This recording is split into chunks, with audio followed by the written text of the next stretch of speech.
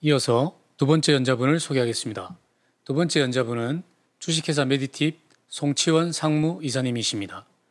송치원 상무이사님께서는 경상대학교 수의학사 및 석사, 충남대학교 수의학 박사를 취득하셨고 식품의약품안전처 식품의약품안전평가원 보건연구관으로 재직하시면서 독성평가, 유전자 제조합 의약품 및 심혈관기기 허가 심사를 실질적으로 수행하신 전문가이시며 최근 CRO 전문회사인 주식회사 메디팁으로 자리를 옮기셔서 상무이사로 재직 중이십니다. 오늘은 의료기기가 주작용 양식인 융복합 제품의 심사 절차를 주제로 발표를 해 주시겠습니다. 송치원 상무이사님 강연 잘 부탁드립니다. 큰 박수 부탁드립니다. 네, 안녕하십니까. 의료기기가 주작용 양식인 융복합 제품의 심사 절차에 대해서 말씀드릴 메디팁의 송치원이라고 합니다. 제가 오늘 여러분들에게 말씀드릴 내용은 다음과 같은 순서로 진행하도록 하겠습니다. 먼저 융복합 의료 제품의 정의 및 식약처 관리 조직, 그리고 의료기기 신고 인증 허가, 그리고 국내 융복합 의료 제품 제도 동향 및 허가 현황, 마지막으로 국내 융복합 제품 인허가 절차에 대해서 여러분들에게 이 내용 하나하나에 대해서 제가 알고 있는 내용을 같이 포함해서 말씀드리도록 하겠습니다. 네, 융복합 의료 제품이란 현재 의약품과 의료기기를 개발하시는 분들의 가장 핫한 주제이면서 그 내용이 현재 인류의, 즉 환자를 대상으로 하는 의약품과 의료기기가 훨씬 더 나은 안전성과 유효성을 담보하기 위해서 개발되고 있기 때문에 이런 융복합 의료 제품의 개발은 전 세계적으로도 가장 활발히 일어나고 있는 제품입니다. 그리고 이런 융복합 의료 제품의 분류를, 즉 약사법과 의료기기법 중에서 어디에 해당되는지를 판단하는 기준인 주작용이라는 것들이 있는데, 이것은 융복합 의료 제품의 효능, 효과나 사용 목적을 나타내는데 가장 중요하거나 결정적인 역할을 하는 기능이나 작용을 주작용이라고 정의를 하고 있습니다. 그리고 식약처에서는 이러한 융복합 의료 제품에 대한 관리를 하기 위한 조직으로서 첨단 제품 허가 담당관, 그리고 첨단 바이오 융복합 연구과를 2010년도 정규 직제화하였고, 그 조직을 운영하기 위해서 융복합 의료 제품 민원 조정 및 처리 절차 등에 관한 규정을 식약처 예규로 제정하여 운영하고 있습니다. 전 세계적으로 융복합 의료 제품 시장 규모는 매년 약 12%씩 성장할 것으로 예측되고, 그 2019년 생산량이 약 1,150억 달러, 하나로서 129조 원에 달할 것으로 예상되고 있습니다. 이러한 그 융복합 의료 제품에 대한 관리 조직은 앞서 말씀드린 것과 같이 첨단 제품 허가 담당관실에서 담당을 하고 있고, 이 조직은 차장 직속으로 배속되어 있습니다. 또한 식품의약품 안전평가원에서 첨단 바이오 융복합 연구과라는 과를 2020년 10월에 신설함으로써 첨단 제품 허가 담당관의 업무를 지원하는 역할을 하고 있습니다. 그러면 이런 융복합 의료 제품에 대한 내용을 어떠한 식으로 운영할 것인가에 대한 내용, 즉 처리 규정을 어떻게 할 것인가에 대한 내용에 대해서 식약처는 그동안 많은 그런 고민을 해왔고, 그 결과로서 2005년 다기능의약품 등 신속 처리 규정이라는 예규를 제정을 하였으며, 2020년 융복합 의료 제품 민원 조정 및 처리 절차 등에 관한 규정으로서 계속 개정해 오고 있습니다. 그러면 이런 융복합 제품의 정의 역시 2017년 복합조합 분목 등의 민원 신청 처리 등에 관한 규정에서는 의약품, 의약외품, 의료기기 또는 화장품이 서로 조합되어 있거나 복합되어 구성된 품목이라고 정의를 하고 있으나 2019년 20년에 식약처 예규에서는 의약품과 의약예품 및 의료기기가 물리적, 화학적 또는 그 밖의 방법에 의해 서로 복합적으로 결합된 제품이라고 정의하고 있음으로써 좀 더 명확히 융복합 의료 제품에 대한 정의를 하고 있습니다. 그러면 이번 장에서는 의료기기는 어떠한 식으로 인허가가 이루어지는지에 대해서 알아보기 위해서 먼저 의료기기 분야의 조직 현황을 말씀드리도록 하겠습니다. 식약처에서는 의료기기 안전국이라고 하는 국을 국 밑에 의료기기 정책과 혁신진단기기 정책과 그리고 의료기기 관리과 의료기기 안전평가과를 두어서 의료기기 인허가 및 사후 관리를 담당하게 하고 있으며 식품의약품 안전평가원에서 의료기기 심사부, 즉 첨단 의료기기과, 체외진단기기과, 심혈영상기기과, 정형재활기기과, 구강소화기기과를 두어서 각 분목에 맞는 그런 심사를 진행하고 있습니다. 또한 이러한 심사를 하기 위한 기준 규격 등에 대한 가이드라인을 만드는 의료기기 연구과를 두어서 심사에 도움을 주는 그런 부서로 배치를 하고 있습니다. 또한 6개 지방청에서 안전관리과 또는 안전과 실사과를 두어서 그 제품의 사후관리, 관할 구역 내에 사후관리를 진행을 하고 있습니다. 그러면 의료기기법에 있는 의료기기 정의는 어떠한가에 대해서 말씀드리도록 하겠습니다. 의료기기는 사람에게 사용되는 기구, 기계, 장치, 재료 또는 이와 유사한 제품으로 질병을 진단, 치료, 경감, 처치 또는 예방할 목적으로 사용되는 제품, 상해 또는 장애를 진단, 치료, 경감 또는 보정할 목적으로 사용하는 제품, 그리고 구조 또는 기능을 검사, 대체 또는 변형할 목적으로 사용하는 제품, 그리고 임신을 조절할 목적으로 사용되는 제품을 의료기기로 정의를 하고 있습니다. 또한 국내에는 이러한 의료기기를 잠재적 위해성에 따라서 1에서 4등급으로 분류를 하고 있는데요. 잠재적 위해성이 거의 없는 의료기기를 1등급, 그리고 잠재적 위해성이 낮은 의료기기를 2등급, 중등도의 잠재적 위해성을 가진 의료기기를 3등급, 그리고 고도의 위해성을 가진 의료기기를 4등급으로 분류해서 각각에 맞는 위해성에 맞는 자료를 요구하고 거기에 맞는 심사를 하고 있습니다. 그러면 전반적으로 국내 의료기기 등급별 신고 인증 허가 절차에 대해서 간략하게 알아보도록 하겠습니다. 먼저 1등급의 경우에서는 신청인이 신고서를 작성을 해서 한국의료기기 안전정보원에 제출을 하게 되면 그 내용을 심사를 해서 신고서를 발급을 해주게 되고요. 2등급의 경우에서는 GMP 적합 인증서를 포함해서 기술문서, 첨부자료를 제출을 하게 되면 민간기관에서 기술문서 심사를 25일 동안 하게 됩니다. 그리고 한국의료기기 안전정보원에서 인증 절차를 5일간 밟고 그리고 인증서를 발급하게 됩니다. 3, 4등급의 경우에서는 GMP 적합 인증서를 포함해서 기술문서 첨부 자료와 더불어서 새로운 기기, 즉 기허가된 제품과 동등하지 않은 제품의 경우에서는 임상시험 자료를 포함하고 4등급의 경우에서는 스테드 관련 자료를 다 제출을 하게끔 되어 있습니다.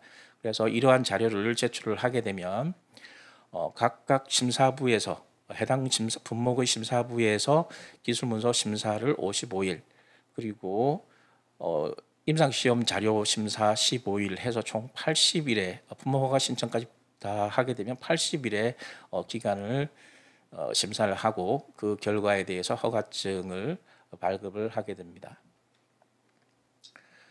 융복합 의료 제품과 관련되어 있는 관련 법령과 규정은 다음과 같습니다. 다시 한번 국내의 융복합 의료 제품의 용어 정의를 말씀드리도록 하겠습니다. 융복합 의료 제품은 의약품과 의약예품 및 의료기기법에 따른 의료기기가 물리적, 화학적 또는 그 밖의 방법에 의해서 서로 복합적으로 결합된 제품을 융복합 의료 제품이라고 정의하고 있고요. 다음 제품 분류라고 하면 해당 제품의 모양, 구조, 성상, 그리고 성분, 즉 원재료, 그리고 사용 방법, 용법, 용량 포함하고 있고요. 사용 목적, 효능 효과, 작용 기전, 그리고 주작용, 그리고 안전성, 유효성에 관한 구체적 자료 등을 종합적으로 고려해서 해당 제품에 적용되는 법령, 즉 약사법과 의료기기법에 어디에 해당되는지, 그리고 주관 부서를 정하는 것을 제품 분류라고 말하고 있습니다. 그리고 주작용은 융복합 의료 제품이 치료 효과나 사용 목적을 나타내는데 가장 중요하거나 결정적인 역할을 하는 기능이나 작용을 주작용이라고 정의하고 있습니다. 그렇다면 이러한 융복합 의료 제품에 대한 적용 범위는 식약처에서 관리하고 있는 의약품, 생약, 그리고 의료기기, 생물의약품, 의약 외품 등에 대한 적용 제품이 서로 물리적, 화학적 또는 그 밖의 방법으로 결합되어 있는 경우에 적용 범위에 포함되고, 동일 제품군이 조합된 경우에는 융복합 의료 제품에 해당되지 않습니다. 이러한 융복합 의료 제품에 대해서 신속하게 개발이 가능하게끔 도와주고자 융복합 의료 제품 분류 사례집을 민원 안내서로 2020년 9월 첨단 제품 허가 담당관실에서 작성해서 발간하였습니다. 그래서 그 내용을 보게 되면 융복합 의료 제품 해당 여부 신청 방법, 그리고 분류 사례를 소개하고 민원인에게 제품 분류에 관한 명확성하고 그리고 예측 가능성을 제공하고자 내용들에 대한 부분들을, 즉 앞에서 말씀드렸던 해당 여부 신청 절차라든지 분류는 어떻게 하는 것들이 분류는 어떻게 되었다는 소개 등을 담은 민원 안내서를 2020년 9월 달에 발간을 하였습니다. 그러면 그 세부 내용을 좀 말씀드리게 되면, 융복합 의료 제품 해당 여부 검토 신청서라는 것이 융복합 의료 제품 분류 사례집의 별지 제3호 서식으로 들어가지고 있습니다. 이 검토 신청서 양식을 작성하시면 되는데, 그 내용에는 해당 제품의 사용 목적, 사용 방법, 그리고 작용 원리 등에 따라 판단하기 때문에 업체는 이 주작용 분류에 따른 의료제품 법령에 따라 품목허가 신고 및 사후 관리를 받게 되어서 해당 여부 및 주작용 분류를 고려해서 제품 개발과 그리고 품목허가 신고 신청 준비를 하는 것이 필요합니다. 그리고 이런 검토 신청서에 대한 내용은 첨단 제품 허가 담당관실에 온오프라인으로 질의 민원 접수를 할 수가 있습니다. 그러면 이렇게 작성된 검토 신청서를 제출을 하게 되면 식약처의 첨단 제품 허가 담당관실에서는 그 민원을 접수를 하고 내용을 검토를 해서 거기에 해당되는 관련 부서에다가 해당 여부 및 검토 분류를 품목 분류를 검토 요청을 하게 되고요. 그 결과를 받아서 해당 여부 및 품목 분류를 결정해서 민원에게 통지를 하게 됩니다. 이 기간이 접수일부터 약 14일 이내에 이루어지게 되고요. 거기서 이 신청을 할 수 있다는 내용으로 안내까지 같이 드리게 되는데, 그 내용에 대해서 이 신청을 하시게 되면 신청인께서 이 신청서를 다시 첨단 제품 허가 담당관 측에서 이 신청서를 검토를 하고 인용 여부, 즉 이 부분들을 우리가 다시 검토를 하겠다, 아니면 이거는 검토를 하지 않는다라는 인용 여부를 민원을 통지를 해주게 됩니다. 그래서 만약에 인용이 된다고 한다 그러면 협의회 개최를 요청하게 되고, 이 협의회 개최를 하게 되면 그 내용이 약 60일 정도 민원이 기간이 늘어나게 됩니다. 그래서 최종 협의회 안건 심의가 올라온 것들을 심의해서 그 결과를 60일 이내에 민원인에게 통지를 하고 있습니다. 본 양식은 전자민원 신청 양식입니다. 지금 식약처 홈페이지에서 이 내용을 확인하실 수 있으시고요. 그 내용에 따라서 융복합 의료 제품 해당 여부 민원 신청을 신청을 하시면 첨단 제품 허가 담당관실로 민원이 접수가 되게 됩니다. 그렇다면 그 융복합 의료 제품은 어떤 식으로 주작용을 판단하는지에 대한 그 기준을 가지고 있는데, 그 기준에 대한 내용 중에서 특히 먼저 우선하는 것들이 무엇인지에 대한 내용을 좀 설명을 드리도록 하겠습니다. 그 융복합 의료 제품의 분류의 중요한 판단 요소는 주작용이라는 것은 앞에서도 설명을 드렸고요. 그래서 그 해당 제품의 사용 목적이라든지 작용 원리, 그리고 사용 방법 등에 따라서 판단을 하게 되는데, 그럼에도 불구하고 다음 사항이 우선적으로 고려가 됩니다.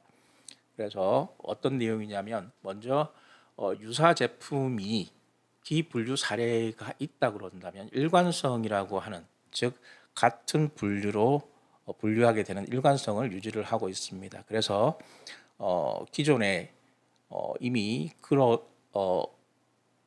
약사법에 의한 의약품으로, 또는 주작용이 그 내용이 의료기기로 등등에 대한 내용, 또는 이게 융복합 의료 제품이다 아니다 하는 내용과 관련되어 있는 내용 모두 다를 일관성 있게 유지를 하게 되고요. 그리고 사용 목적을 달성하는 작용 원리의 형태입니다. 그래서 이 작용 원리가 기계적, 물리적으로 된다 그런다면 의료기기로, 그리고 양리학적인 효과 효능을 나타내게끔 된다라고 하게 되면 의약품으로 분류하는 그런 사용 목적에 대한 판단을 기준으로 삼고 있고요. 그리고 제품의 안전성, 유효성에 중대한 영향을 주는 분야라든지 융복합 의료 제품으로 허가 후 제조, 유통, 판매 등 취급에 대한 사항들에 대해서는 식약처가 관리적인 측면에서 이 내용에 대해서 의료기기 또는 의약품으로 분류하는 게 낫겠다라고 판단되는 그런 사항들에 대해서 고려를 하게 됩니다. 그렇다면 이러한 판단 기준에 의해서 분류된 대표적인 예시를 두 가지를 먼저 말씀드리도록 하겠습니다. 주작용이 의약품인 융복합 의료 제품의 경우에는 프리필드 실린지가 있는데요. 이 프리필드 실린지는 의약품을 전달 투여하기 위한 의료기기 실린지에 의약품이 담겨 있는 제품입니다. 그래서 이런 융복합 제품이 이 주작용은 의약품의 양리 효과입니다. 그래서 이 내용은 단순히 전달 투여하는 실린지인 의료기기가 주작용이 아니고 의약품의 양리 효과가 주작용이 된다는 판단에 의해서 주작용이 의약품인 융복합 의료 제품으로 분류가 되었습니다. 그러면 또 주작용이 의료기기인 융복합 의료 제품의 경우에는 약물 방출 스텐트가 있습니다. 이 약물 방출 스텐트라고 하는 것은 기존의 스텐트, 즉 관광, 혈관 또는 뇌 소화기관 같은 관광의 협착 또는 좁아져 있는 부분들을 넓히기 위해서 사용되는 것들이 스텐트입니다. 이런 기존의 스텐트, 특히 혈관 내에 이런 혈관이 협착이 되어서 넓혀줘야 되는 그런 상황일 때 스텐트를 쓰게 되는데, 이 스텐트가 혈관 내피 세포를 뚫고 들어가서 피복이, 즉 혈관 내피 세포가 다시 증식되어서 피복이 되는 그런 과정을 거치게 되는데, 과하게 혈관 내피 세포가 계속적으로 증식을 하게 되면 혈관이 다시 재협착을 일으키게 됩니다. 그래서 혈관 재협착을 방지할 목적으로 뭐 항암 물질이라든지 면역 억제 등을 기존의 스텐트에다가 코팅해서 그 내용으로서 혈관 재협착을 방지하는 그런 목적의, 즉 유효성이 또는 유효성과 안전성을 높인 그런 의료기기 융복합 제품이라고 보면 되겠습니다. 그래서 이러한 약물 방출 스텐트는 이 약물이 주작용이 아니고 혈관을 넓혀주는 그 작용이 주작용이기 때문에 이 제품은 주작용이 의료기기인 융복합 의료 제품으로 분류가 되었습니다. 그러면 본장에서는 의료기기로 분류된 제품들, 허가된 제품들을 소개해 드리도록 하겠습니다. 먼저 검체 채취 키트인데요. 검체 채취를 위한 도구 및 검사용 시약과 의약 외품을 함께 포장한 키트 제품입니다. 그래서 그 융복합 분야에서는 의료기기와 의약품이 결합된 융복합 의료 제품에 해당되기 때문에 그 주작용을 확인한 결과 검체 채취를 위한 도구와 검사용 시약이 주작용인 의료기기에 해당되고, 그리고 의약 외품을 사용하는 그 작용은 보조적인 작용으로 판단이 되어서 이 내용은 의료기기로 분류가 되었습니다. 두 번째는 관류 장치입니다. 기증된 심장을 수여자에게 이식하기 위해서 운반하는 동안 기능 유지를 할 수 있도록 모니터링 시스템과 의약품으로 구성된 제품인데요. 이건 역시 의료기기와 의약품이 결합된 융복합 의료 제품에 해당됩니다. 그래서 그 검토하는 과정에서 심장의 정상 기능 유지 여부를 모니터링하고, 그리고 의약품을 이용해서 장기를 보관 및 관리하는 제품이라면 본 제품은 의료용 정온기 4등급에 해당됨으로써 이 내용이 주작용은 의료기기다라고 판단을 해서 이 융복합 제품은 의료기기로 주작용을 가진 제품이다라고 분류를 하였습니다. 다음은 약물 포함 렌즈인데요. 그 의약품이 렌즈에 포함되어 콘택트 렌즈를 사용을 개선을 한 것입니다. 그래서 의료기기와 의약품이 결합된 융복합 제품으로 판단이 되었고요. 그래서 그 주작용을 검토한 결과 컨택트 렌즈가 주작용인 의료기기에 가깝고 의약품이 부수적인 작용을 하는 것으로 판단이 되어서 이 약물 포함 렌즈는 의료기기로 분류가 되었습니다. 다음은 장상 피복제입니다. 항균 기능을 가진 항균 기능의 의약품 성분을 포함해서 화상, 건조, 피부 등 피부 장벽이 파괴된 부위에 막을 형성하여 수분 유지 및 보호하는 내용인데요. 이건 의료기기의 항균성 장상 피복제 4등급으로 분류가 되고, 그 의약품에 대한 성분들은 부수적인 작용으로 판단이 되어서 의료기기로 분류된 내용입니다. 그러면 이렇게 분류가 된 제품은 어떠한 과정으로 심사가 되는지에 대한 내용을 말씀드리기 위해서 식약처 심사부에서 의료기기 의약품 쪽으로 심사하는 그 의뢰 절차 또는 업무 절차에 대한 내용을 규정집으로 만들어 놓은 지침서들이 있습니다. 그래서 의약품 품목 허가 신청 중에 의료기기, 즉 의약품에서 의료기기 첨부물 심사 및 검토 의뢰 절차와, 그리고 바이오 의약품 품목 허가 등 민원 관련 접수 검토 및 처리 업무 절차가 2015년 그리고 2018년도에 각각 제정이 되었고요. 그리고 의약품 의료기기 복합조합 제품 중 의약품 심사 사례집이 2014년도에 발간이 되어서 외부에 공개가 되었습니다. 그렇다면 일반적으로 의료기기가 주작용 의료기기인 제품에 의약품이 포함되어 있는 융복합 제품의 심사 절차는 의약품이 포함된 의료기기를 민원 접수하였을 시에 의료기기 심사부에서 의약품과 관련되어 있는 내용과 그 자료들을 의약품 심사부로 검토 의뢰를 하게 되고요. 이렇게 받은 의약품 심사부에서는 그 의약품의 안전성, 품질 관련 심사를 진행하게 되고, 그 결과를 의료기기 심사부로 검토 회신을 하게 됩니다. 이렇게 의료기기와 의약품 심사부에서 각각 검토된 내용을 민원인에게 결과를 통보를 하고, 만약에 보완이 나온다면 다시 1에서 3회 과정을 재진행하게 됩니다. 그러면 의료기기에 포함된 의약품의 안전성 심사는 어떤 식으로 진행이 되는지에 대해 말씀드리도록 하겠습니다. 먼저 그 의료기기에 포함된 의약품이 의약품으로 허가가 되어 있는지에 대한 내용을 판단을 하게 되는데, 만약에 그게 허가가 되어 있지 않다라고 하게 된다면 그 의약품과 기여가 되는 성분 유사한 기여가 성분의 약물 동태 그리고 독성 비교를 하게 되고요. 만약에 그 내용이 의약품으로 허가가 되어 있다 그런다면 기허가된 의료기기에 포함된 성분인지를 다시 판단을 하게 됩니다. 그리고 만약에 기허가된 의료기기에 포함된 성분이 아니다라고 하게 되면 의약품으로 사용했을 때와 약물 동태 독성 비교를 해서 안전성을 평가를 하게 되고요. 기허가된 의료기기에 포함된 성분이라고 함에도 성분임에도 불구하고 그 총량에 대한 양이 기허가된 의료기기보다 양이 적을 때는 안전성 심사 비대상이 되지만 그 양이 많다라고 하게 되면 약물 동태 및 독성 비교를 다시 하게 됩니다. 그리고 안전성과 품질 심사에서 안전성 심사는 앞에서 설명드린 내용으로 진행을 하게 되고요. 그리고 품질 심사의 경우에는 원료의약품 그 분량에 대한 내용을 기재를 하게 되고 그 내용, 그 자료를 같이 포함해서 제출을 하게 됩니다. 그리고 제조 공정에 대한 내용을 작성을 해서 품질 심사를 받게 되고요.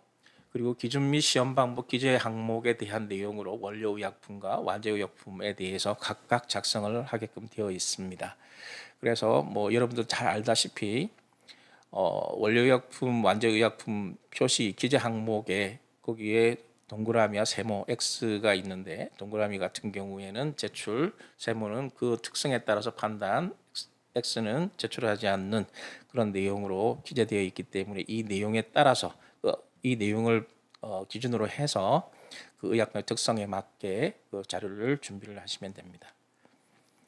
그리고 원료의약품과 그리고 완제의약품의 기준 및 시험 방법 작성 예시입니다. 그래서 원료의약품의 별정 규격 작성 예는 다음과 같고요. 그리고 완제의약품의 기준 및 시험 방법 작성 예는 다음과 같습니다. 그래서 이러한 양식을 기준으로 해서 작성을 하시고 그거에 맞는 자료를 해당되는 자료를 같이 제출을 하시면 융복합의 의료 제품에 심사하는데 크게 어려움이 없이 진행하실 수 있을 것이라고 생각이 됩니다. 그렇다면 오늘 제일 중요한 내용 중에 하나인 융복합 의료 제품의 의료기기로 허가받은 사례를 말씀드리도록 하겠습니다. 먼저 의료기기 사용 목적인 심혈관용 스텐트에 함유된 의약품, 즉 노보리무스라고 하는 의약품을 포함한 그런 약물 방출 스텐트입니다. 그렇지만 이 의약품의 주 성분이 허가된 바가 없고 해당 의약품을 함유한 동일 목적의 의료기기가 없어서 그 자료에 대한 내용은 어떤 식으로 검토를 하는지에 대한 내용을 자세하게 설명해 놓은 내용입니다. 그래서 심사시 고려사항은 기허가된 의약품 주 성분인 시럴리무스와 약물 동태 및 독성 발현 양상을 비교를 하는데 그 이유는 노보리무스가 시럴리무스의 대사체이기 때문에 시럴리무스하고 노보리무스를 서로 비교하는, 즉 약물 동태 및 독성 발현을 비교하는 그런 심사를 하였고요. 그리고 의약품이 주 성분으로 허가가 되지 않았기 때문에 신약급에 해당하는 자료를 제출을 하여야 하나 기존에 그 시럴리무스가 신약급의 독성 자료 내용을 제출을 하였습니다. 그래서 노보리무스에 대한 가혹 조건을 산정을 해서 거기에 체내의 노출도와 안전력 등을 고려해서 간접적으로 입증을 하였습니다. 그래서 그 의약품으로 허가된 시럴리무스의 비임상에 해당하는 자료를 차용해서 허가를 했기 때문에 이에 해당하는 내용을 사용 시 주의 사항에 추가를 하여 품목 허가가 진행된 내용입니다. 그리고 두 번째는 남관용 스텐트의 잼시타빈이라고 하는 의약품을 포함한 그런 의료기기입니다. 의약품 주 성분 잼시타빈이 기허가되어 있기 때문에 의약품 쪽에서는 주 성분에 대한 내용의 안전성이나 내용들, 즉 그 분질과 관련 내용에 대한 것들은 기허가 사항하고 비교를 하면 되지만 의료기기에서는 동일 목적으로 사용된 경우가 없기 때문에 그 잼시타빈에 대한 내용을 고려를 할 때 그 비임상 시험에서 설정된 임상 시험을 위한 약물 사용 양이 안전한 그런 내용인가 양인가 하는 부분들에 대해서 평가를 했고요. 그리고 인비트로 시험에서 방출 양상을 확인을 하고 그리고 설치류, 비설치류 각각에 얻어진 약물 동태 결과 스테맥스라든지 이런 내용들을 기허가 의약품과 비교를 해서 비교시 의약품에서 동물 실험 결과 및 임상 시험 결과를 활용해서 동물 인간 안전을 위한 환상 개수 그리고 체표 면역 등을 종합적으로 고려해서 허가를 내었습니다. 임상 시험 승인을 내었습니다. 그리고 추가 검토 사항에서 이 잼시타빈 자체가 의료기기에서 사용되지 않았기 때문에 선정 제외 기준에 약물로 인해 부작용이 우려되는 환자의 조건을 명확히 명시하고 있는지에 대한 것도 검토를 하여 최종으로 임상시험 승인이 난 내역입니다. 다음은 장상피복제에 클로로헥시딘 아세트산염이라고 하는 의약품이 함유된 것으로서 의약품의 주 성분이 기허가 되어 있고요. 그리고 의료기기는 동일 목적으로 없는 경우에 해당 내용인데요. 역시 마찬가지로 기허가 된 의약품의 함량과 의료기기에 함유된 함량을 비교해서 의료기기 임상에서 안전성의 자료를 이상 반응이 나타나는 등에 대한 내용을 검토를 했고요. 그리고 염이 다른 허가 의약품인 클로로헥시딘 글루콘산염하고 함량 비교를 통해서 기허가보다 저함량임을 확인을 하였고 임상시험 자료에서 임상시험에서 보고된 이상 반응이나 의약품 허가 사항을 비교하고 그리고 새롭게 발생된 이상 반응이 없음을 확인하여서 최종 품목 허가가 진행된 내용입니다. 약물 반출 스텐트는 에버리무스를 원재료로 하는 내용이고요. 이 내용에 별비로서 다음과 같은 사항들이 들어가지고 있습니다. 그리고 제조 방법, 시험 항목, 저장 방법, 사용 기간들에 대한 내용을 이렇게 공개를 하면서 융복화 의료 제품의 허가 사례 예시로 대표적인 예가 약물 방출 스텐트가 되겠습니다. 이상과 같이 의료기에 해당하는 융복합 의료 제품의 인허가 절차와 그리고 관리 그리고 그것에 대한 정의에 대해서 말씀드렸습니다. 오늘 내용 중에 질의 사항이나 그리고 의문 사항이 있으면 개인적인 연락을 하고 싶으신 분께서는 다음과 같은 제 이메일로 보내주신다면 제가 거기에 맞는 제가 알고 있는 내용은 즉답을 그리고 또 자료를 조사해야 되는 내용의 경우에는 자료를 조사해서 메일로 송부 드리도록 하겠습니다. 예, 감사합니다.